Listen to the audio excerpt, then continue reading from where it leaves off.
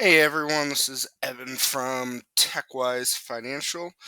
Today I wanted to delve into the essential topic of tax-free retirement planning.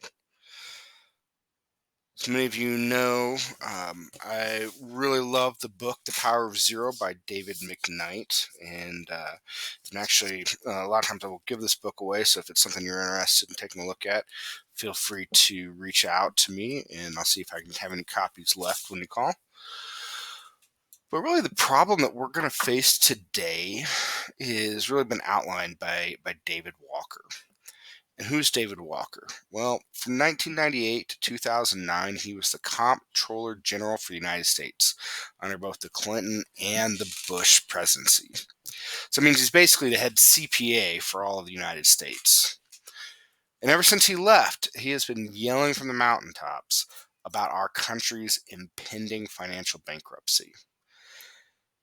Based on simple math, tax rates are going to have to double to cover shortfalls in Social Security, Medicare, and other government programs.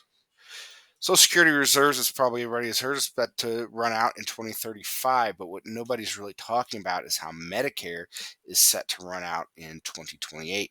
As the time of this recording, that's 4 years from now, that we're going to find out that Medicare isn't going to have enough money to pay out.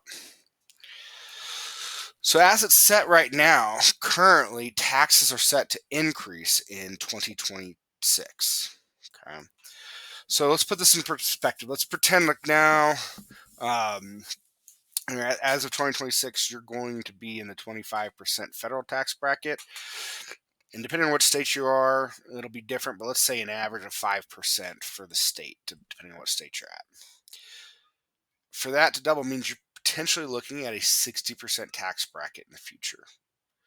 This isn't unheard of. We've seen times in the past where brackets have been actually as high as 90%. So 60% would not be out of the norm or really unreasonable. A long-held belief, though, that I see a lot of people are still clinging on to is this belief that when they retire, that they're going to be in a lower tax bracket. And that's just not going to be the case. The math just doesn't support it. And even if tax brackets were to stay the same and not go up, what people are finding out with RMDs and other things going on is that they're ended up spending about as much in retirement as they were when they were working, and are now paying at that same tax bracket level. Okay, so we're just seeing that belief that you're going to be in a lower tax bracket retirement just isn't happening. Okay. So how do we fix this? How do we start working towards a 0% tax bracket? Well, we can start by addressing a pretty common oversight I see a lot of people missing, and that's failing to maximize contributions to your Roth IRA or your Roth 401k. And every year that passes without fully funding these tax advantage accounts is a missed opportunity. You can't rewind time to catch up on these contributions, and the longer you wait, the more you lose out on that potential growth. And consider this, it's not just about that initial contribution amount, it's about the potential earnings that money could generate over the decades. Now, whether it's a $7,500 contribution or more, the impact of that tax-free growth over the next 30 to 40 years is pretty substantial. But here's the kicker. The benefits of maximizing those Roth accounts extend beyond your retirement savings.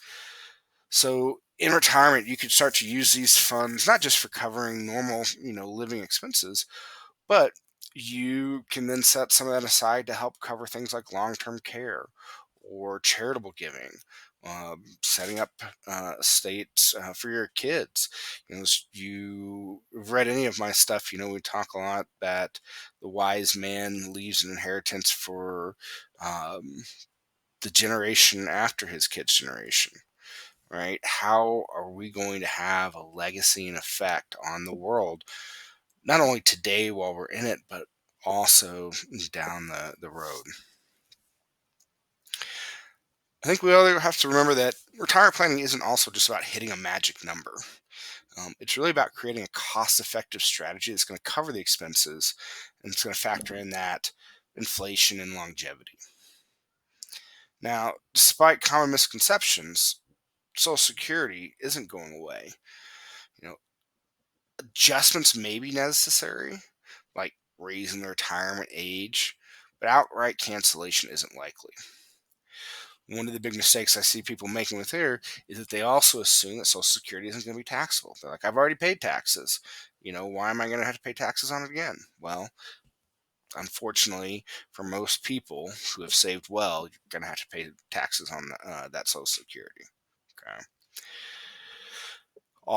In conclusion, though, for more of a practical tip for listeners today who are approaching retirement, what we really should be doing is prioritizing those maximizing contributions for your Roth accounts.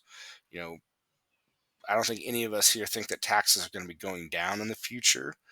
So that tax-free growth is going to have a big impact on Social Security, Medicare, and a lot of these other programs that you're going to be getting money from. We want to maximize those dollars, and by prioritizing the Roths today, it's going to go a long way in helping with that.